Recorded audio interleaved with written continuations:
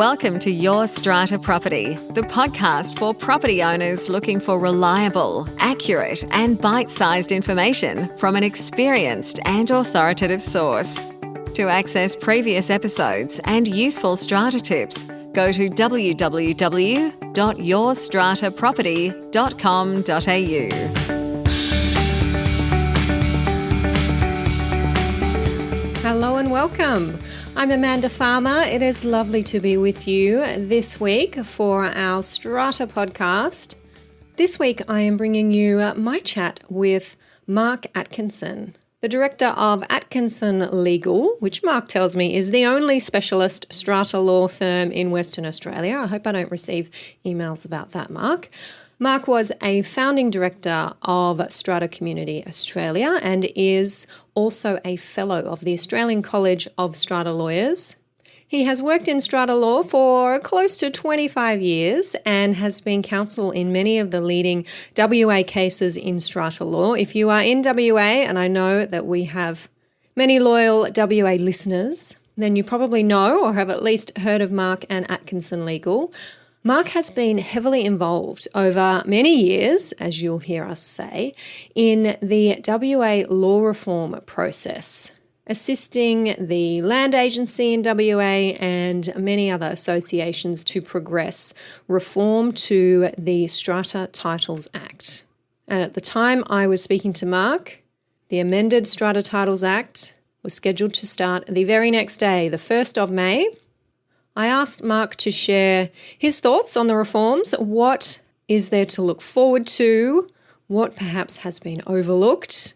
And how he expects the world of strata and community living to adapt to this new legislation. Now, this is Mark's second time on the podcast. We talked back in episode 91 about the Ceresa River decision coming out of WA's Supreme Court back in 2017.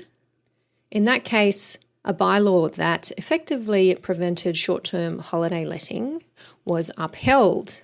And I did ask Mark in our more recent chat whether there have been any changes to the legal position when it comes to short-term letting in WA as a result of these recent reforms. So you'll hear us mention the Ceresa River decision. But head back to episode 91 if you want some more detail on that one.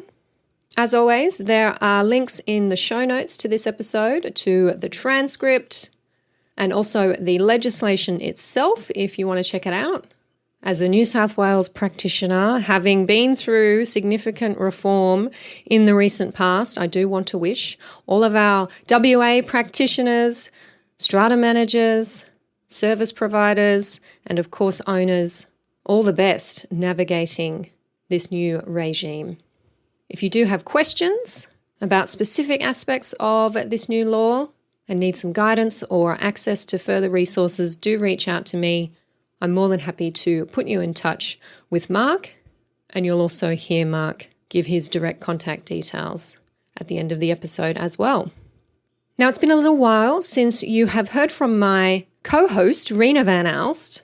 In more settled times, she's usually here with me every couple of weeks, as together we share our wins and our challenges with you as a strata manager from Rena's side and a strata lawyer on my side. But I want to let you know that Rena will be back with us next week. We're looking forward to catching up. I'll take you over now to my chat with Mark Atkinson. A quick apology for my mic quality in the first 60 seconds or so. Turned out my usual mic took a moment to get warmed up, but it joined me eventually. Enjoy. Mark Atkinson, welcome to the show. My absolute delight to be with you virtually this afternoon, Amanda. Indeed, as that is the way things are done these days. However, at the time we're recording this, I think you guys in WA are having 10-person parties or something. Well, is that happening? And our footballers are training and everyone's whinging about that. So we are absolutely loving it over here, killing it. So Jealous. Well, we're upping it to 2 in New South Wales, so we'll see how this weekend goes. Well, that's good. It's not just a solo pity party then. No, you can have a visitor for that party. All right. Now, our listeners may be surprised to hear that this podcast episode has been about 24 years in the making. Well, Amanda, I am absolutely beside myself with excitement. I can barely sleep. It may not show, but it is an exciting time for us all over here in WA. Yes, it is 24 years since a rolling program of reform was promised by the then Minister for Lands. Here we are, the day before the reforms start. Things are a bit busy here at the moment as a result of that, but delighted to be talking to you. Yes, you will have what I understand is an amended Strata Titles Act. Is that right? Or is it brand new? No, it's an amended act. Curiously, they didn't choose to take forward a new act that's created some issues.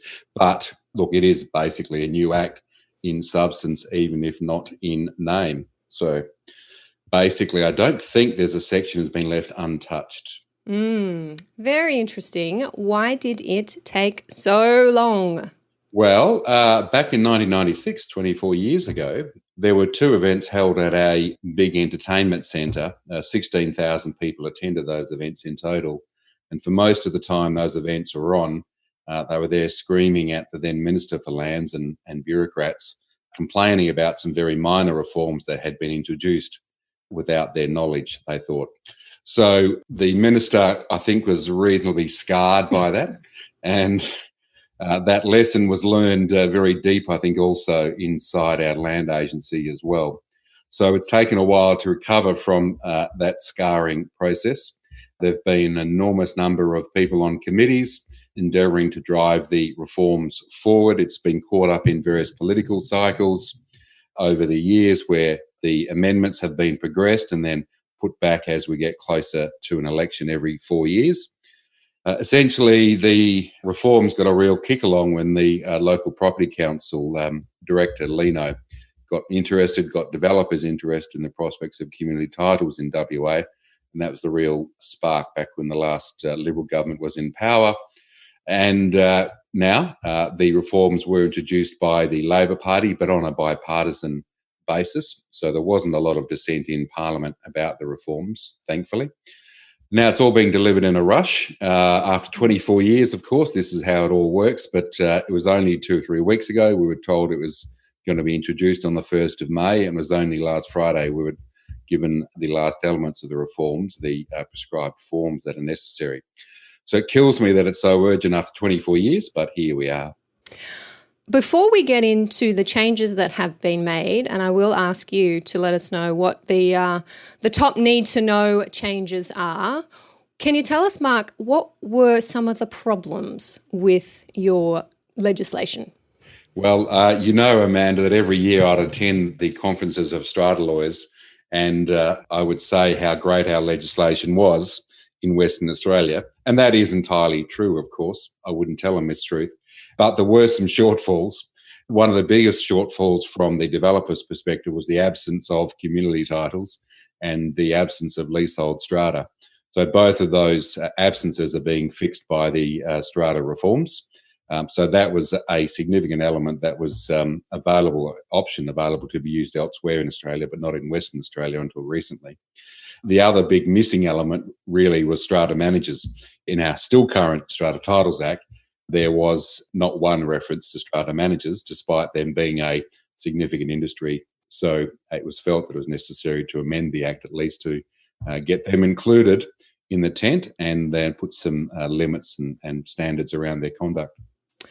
Just on community title schemes, do you have a lot of them? How do they work in WA? Is it similar to New South Wales? Not assuming that you'd be across that, but you have that separation between strata schemes and community schemes? Yeah, no, I am across what happens in New South Wales, Amanda.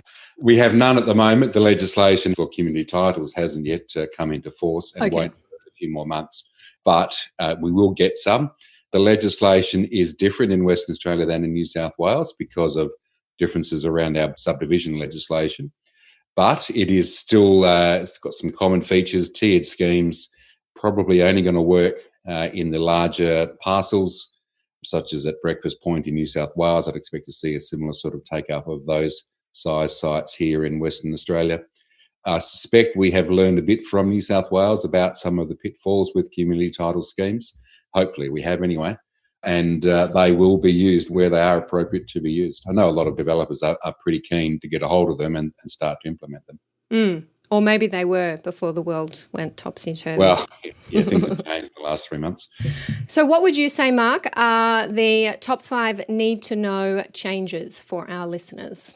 Number one, top of the list, if your audience is composed mostly of lot owners, would be the changes around scheme management, strata scheme management. For the first time, there's an explicit recognition of the capability to have a vote outside of a general meeting, particularly useful in the current climate, of course. There are new limits on the powers of the strata councils, as we call them here, to expend money without authorisation from owners in general meeting. And there are explicit obligations now for the first time, both on councillors and also on strata companies generally, about how they make decisions, how they disclose things, etc. So that's number one change. Number two would be, as I've said already, the introduction of strata managers into the tent. So they're mentioned in the Act, and there are extensive provisions about what strata managers can and can't do. Third change, most significant change in this area would be disputes. Essentially now, for the first time, the State Administrative Tribunal in WA, the equivalent of NCAT, QCAT, VCAT, has got jurisdiction in all strata disputes. Fourth biggest change is developer obligations. I think there are new obligations on developers to give greater disclosure to sellers, but also to give greater disclosure to the strata company when they hand over the books and records at the inception of the scheme. Next one would be seller disclosures generally. What's noteworthy, I guess, is that what's not in my list is scheme terminations. So the reforms do introduce a new process to terminate a scheme. What previously occupied 2 pages in our Strata Titles Act now occupies about 300 or 400 pages. So they're not one of my 5 top changes because I just think they've been made completely redundant and no one's going to be able to use them. You mentioned there, Mark, voting outside a general meeting. Do you mean electronic voting? Has that been introduced? Yes, well, it can be. It doesn't have to be electronic, actually. I guess you could do it by paper, but it's generally a provision that allows owners to pass resolutions outside of the confines of a general meeting. And there are requirements about ensuring the integrity of the vote and ensuring the participation of owners in that process. There are also time limits on some of the resolutions, so you have to have at least 28 days for some of the key resolutions for people to vote on them outside of a general meeting. And limits on council powers when it comes to spending, when it comes to decision making? Yeah, so one of the great elements, I think, or aspects of the WA legislation before the reforms was that there was a fairly quick and easy process for councillors to either spend money on urgent items without going back to owners in general meeting for that approval, or alternatively send round a circular to all owners and advising them of the proposed expenditure, putting the onus on owners to object to that. Now that simple, easy, quick process, which has been used, for example, to allow urgent building works to be conducted, to allow strata companies to engage lawyers urgently when necessary, has been replaced with a far more restrictive regime on the power of councillors to undertake expenditure that's not already authorised by a budget. We'll see how that plays out. But, for example, instead of just sending around a notice, as you can now, notifying owners of what the proposed expenditure is, that notice under the reforms will need to include at least 2 quotes. It'll need to include prescribed details about the expenditure, and I think will therefore largely fall out of favour. For the strata company, I suppose, from the owner's perspective, this is an extra protection for them? Look, it's an extra protection, but I've been doing this for a little while now, 20 plus years, and I haven't actually myself experienced a scheme where the Strata Council has engaged in expenditure willfully or outside of its powers using these authorisation provisions. So I would say that the existing provisions haven't been abused in large part, but notwithstanding that, there has been, as I say, new limits introduced on councils expending that money. What parts of the new legislation, the new provisions, are you looking forward to seeing in use in practice? What did they get right? Well, they got a lot right, I have to say. I have to give credit to Landgate. What they got right, number one, I think overall, was the fact that it was one of the best consultative processes I've ever been involved with for any area of the law, and they're to be commended for that consultation process. What that produced in terms of the legislation that they got right, I think, was some changes to seller disclosure. So they haven't made it overly prescriptive. They have stopped buyers who wish to avoid a bargain, opportunistically avoiding those bargains as was occurring previously. Mm-hmm. I think overall the changes to scheme management have got the balance right in most areas, notwithstanding what I've said about the introduction of limits, for example, on council expenditure. I think overall they've got the scheme management provisions right in balancing the need for flexibility and yet also ensuring owners have more information provided to them. One thing that will take a while to play out, but I think they also got right, is the introduction of a new provision in Australia that I don't think has occurred elsewhere, to the effect that the strata company on inception is novated to the developer as against any building contract they entered into. So, in effect, the strata company from inception is placed in the shoes of the developer as regards the contract the developer had with the builder. Mm. And that will allow, obviously, some new contractual claims to be brought against builders that otherwise wouldn't be able to be brought because of Brookfield Multiplex decisions and others. So that is a new provision, I think, in Australia, and we'll see how that plays out. Prospectively also, I just wonder whether strata companies now might be able to say to the developer, well, can we please have that retention fund you've kept? We'd like it. So we'll see what happens there. That I think is a tremendous win for owners with builders who occasionally don't do the right thing. Another win, sustainability infrastructure. I think the power to install what might be loosely called sustainability infrastructure has been significantly improved, I think. There's an ordinary resolution required if certain conditions are met. And there's also the introduction of an explicit power for the strata company to improve common property. And that was necessary in the face of some adverse tribunal decisions asserting that strata companies didn't have that power under the current legislation. Now, I think with respect to the tribunal, those decisions were not well argued before them and not correctly decided, but the reforms have introduced an explicit power which now put that absolutely beyond doubt. So they're the things that I think probably best sum up how Landgate got it right. I always found it a bit bizarre that your legislation didn't mention strata managers. Was that a problem? Has that been a problem? Well, depends on your perspective. In New South Wales, of course, with the licensing regime that you have, it's a well-worn path there and well understood in terms of what the licensing obligations are and how that plays out.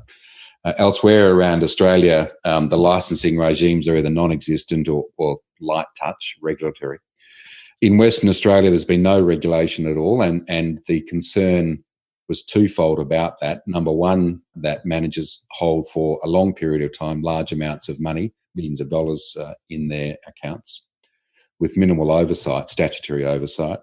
And secondly, that strata managers were in large part responsible for the maintenance of assets collectively worth billions of dollars around Western Australia, and there was no educational qualifications prescribed or required for that.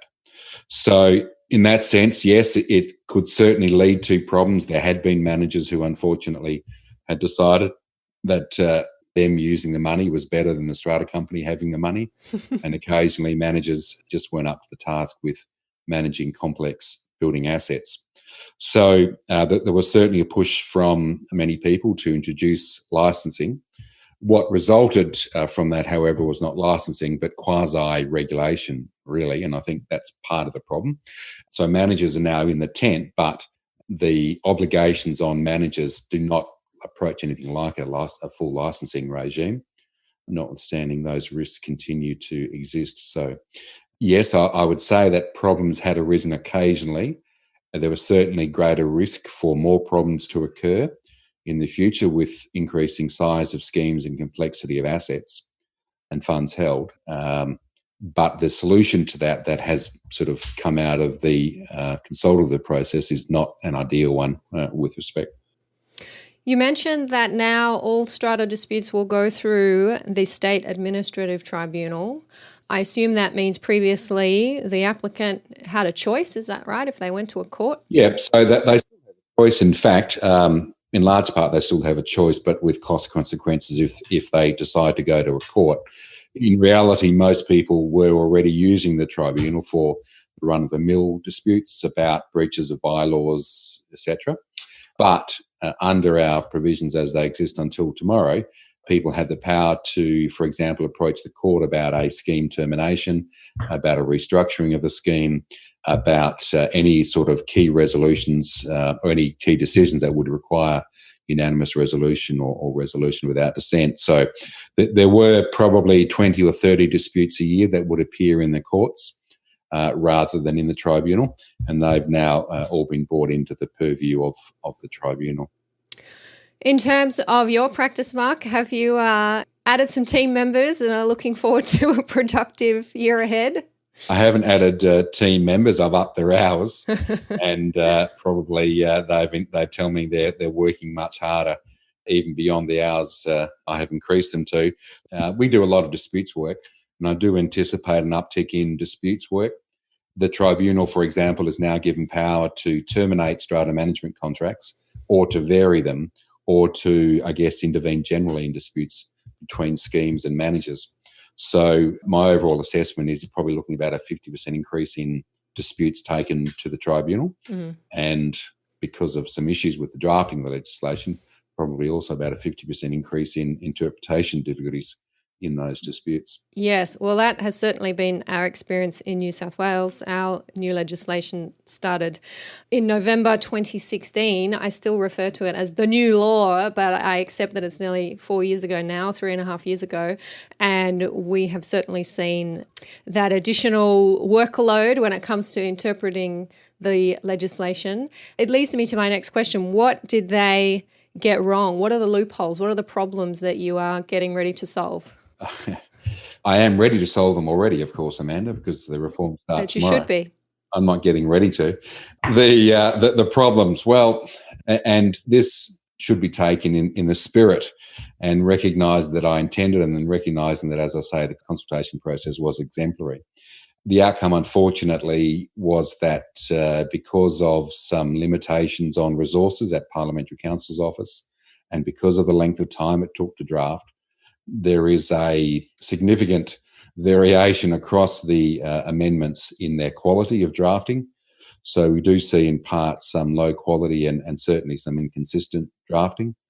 You know, words that mean one thing here are given a different meaning elsewhere and vice versa.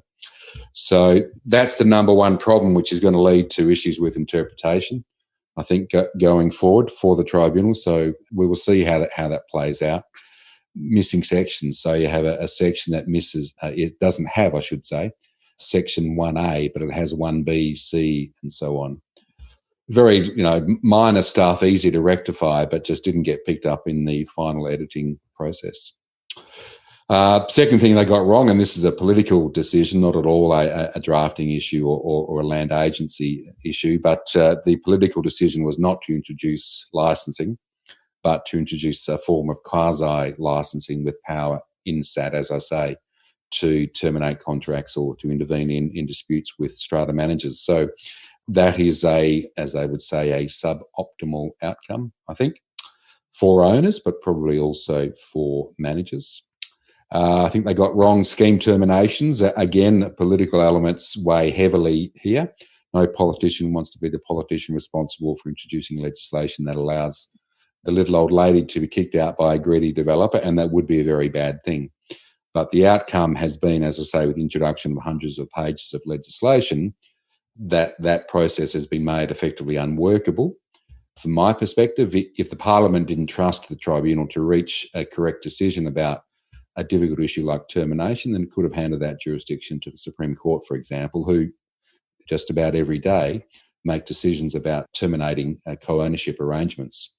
So that would have been preferable, but the parliamentary decision was not to do that. The regs, I think, around council powers and strata companies' powers have been introduced in a way that's far too prescriptive. Maybe that's just my perspective, but I don't like being told what to do down to the minute detail. I think that can be counterproductive, as lawyers and other participants tend to then work to those minutiae rather than focusing on the bigger picture about what's actually occurring. And lastly, and curiously, at the last minute, there was a change to the maximum amount, and this is a detail that I think will play out with some significance over time. There was a last-minute change introduced allowing what are termed volunteer strata managers much greater honoraria to be paid to them. So it was proposed to be, I think, $50 a lot that could be paid to a volunteer strata manager, and they wouldn't have to comply with all of the requirements that a paid strata manager would. That $50 a lot as a volunteer went up at the last minute to $250 a lot. Wow. Which is not bad for a volunteer. Yeah. And the suspicion is that it would allow developers who continue to own lots in schemes to be volunteer strata managers, earn $250 a lot from that. And I'm not sure that's a desirable outcome. Where did that last minute change come from? I don't know, Amanda.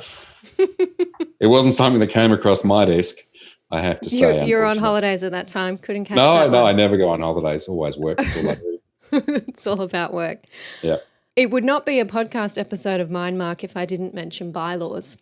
And in the few times that I have dipped into the Strata Titles Act WA, it seems to me that the bylaws adopted by a strata company really regulated much of the way that the company was managed. And am I right in thinking, you mentioned as one of the key changes, that some of that management has now been enshrined in the legislation? So where we used to be left to the bylaw making power for our day-to-day tasks, is that now in the legislation? So there's a few elements to pick up from that. I would encourage you to dip into the WA legislation a bit more often, Amanda. We'd like to see a good lawyer like you over here in WA. But in regards to the bylaws, look, they have changed significantly. The default bylaws, the ones that appear in the each strata company's little back pocket by default, have been cut back somewhat, and many of the provisions that were in those default bylaws previously are now enshrined in the Act. So no longer will strata companies have the power to make changes to, for example, about how voting is conducted and the like. Secondly, we have, however, retained a very broad power to make bylaws. So that broad power to make bylaws led to the Ceresa River Apartments decision dealing with residential use of lots. And I think in contrast, for example, to the bylaw making power in Victoria and Queensland as well. So that has been retained, but the content of the bylaws has been cut back, of the default bylaws has been cut back somewhat, and the flexibility of owners in Western Australia to make their own bylaws about those issues has been removed. One key change in regard to a default bylaw that's been removed is the default bylaw dealing with kids playing on common property. That's gone. So, sorry, what did that say? No kids allowed? In effect, yeah, no kids allowed, right. Without adult supervision. So a 16-year-old couldn't supervise their 14-year-old sibling while they played basketball on the basketball courts. Mm-hmm. So that default bylaw has been removed. Now, some owners are upset about that and concerned about liability issues. But I don't think it's going to create significant liability issues, but it should prevent those sorts of allegations being made that someone down the back is letting their kid run amok on the common property, if in fact that's not occurring. And provisions about unreasonable, unconscionable, harsh, unjust bylaws. Have you got into that? Yeah, all of that. I've got right into that. So I should hasten to add that none of the bylaws we draft would ever be characterised as that. Of course not. Our bylaws are only ever drafted in a way that's reasonable and balanced and conscionable. But there are some bylaws drafted by strata companies themselves and perhaps by other people that could be described as harsh and unconscionable or unconscionable. And most broadly of all, a new restriction has been introduced on bylaw making power, that the bylaws must be reasonable or must not be unreasonable. Right. So that hasn't existed previously. I could think of many schemes where the bylaws in place could only be described as unreasonable in their entirety. So I suspect that'll be one of the factors driving up disputes and applications to the West Australian Tribunal. So though you've taken the Queensland route of unreasonable, we couldn't get that far in New South Wales, and we settled with unconscionable. Yeah, look, I think frankly, it wouldn't be necessary if bylaws were drafted by lawyers, because lawyers have obligations that others don't in how they do their legal work and what they can do. But the problems arise in large part, in my assessment, with bylaws drafted either in-house without the benefit of legal advice or by, on occasion, strata managers drafting them and just not taking account of all of the interests that they need to take into account. So it's probably a fair thing that this restriction has been introduced, and hopefully we will see the tribunal striking out some of the worst examples of those bylaws. You mentioned, Mark, Ceresa River. I'm assuming nothing in the new legislation changes the outcome or the effect of that decision. You're not specifically dealing with short-term letting in the legislation? No, we're not. And I just had to mention it because, of course, it was a stirring win for us.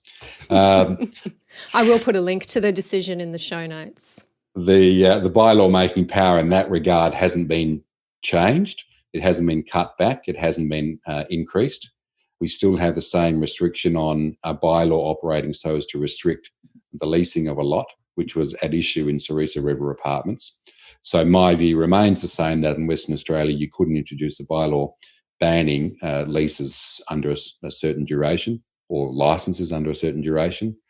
We haven't introduced New South Wales type of specific Airbnb bylaws, which are not directed at all to just Airbnb, of course. Nobody would ever say that or think that. I should say I misspoke. Short-term letting platforms. Operators, yes, indeed. Hosts. Thank you for pointing that out. Now, Mark, how can our listeners find out more about you way over there in Western Australia? And please do add anything that you would like to wrap up with. Thanks, Amanda. Unfortunately, none of the interstate people are going to be let into Western Australia at the moment. We have shut our borders firmly, and I understand that's going to remain the case for some time. But hey, marvel of the modern world. LinkedIn, call me 089 221 7033 or email at marka@atkinsonlegal.com.au. I'm always happy to chat. I'm always happy to talk about strata. I could talk about it endlessly. I love the work. So I'd encourage your owners who may have an investment property in Western Australia or may live in WA Strata Property to give me a call or to shoot me an email, and then I'll see what I can help you with. Just in wrapping up, the reforms in Western Australia do present significant opportunities for lot owners, I think, for developers or as well in a balanced way, but for lot owners. And I would encourage lot owners to participate in the information and education sessions that are being made available by various organisations over the next month or so to educate themselves more about the reforms. Yes, and I think you have been rather humble there, Mark, in thanking others and noting their hard work. I know, even though I am on the other side of the country, that you too have been very heavily involved in getting these reforms right, getting them across the line, and doing your bit to share the need-to-know information and educating our owners, our managers and our strata companies about this new law. So have fun with that. Too kind, Amanda, too kind. It's been a group effort in my firm. There have been many people in my firm who've participated over the years. I have to say, we are delighted that they are being introduced. It's a pity it's all occurring in a rush at the moment when we're dealing with a virus. But yes, the reforms overall are a tremendous, I think, boon to WA Strata. Good to hear. And thank you for your time. Absolute pleasure. See you on the other side. See you next time. Thank you for listening to Your Strata Property, the podcast which consistently delivers to property owners reliable and accurate information about their strata property. You can access all the information below this episode via the show notes at www.yourstrataproperty.com.au. You can also ask questions in the comments section, which Amanda will answer in her upcoming episodes. How can Amanda help you today?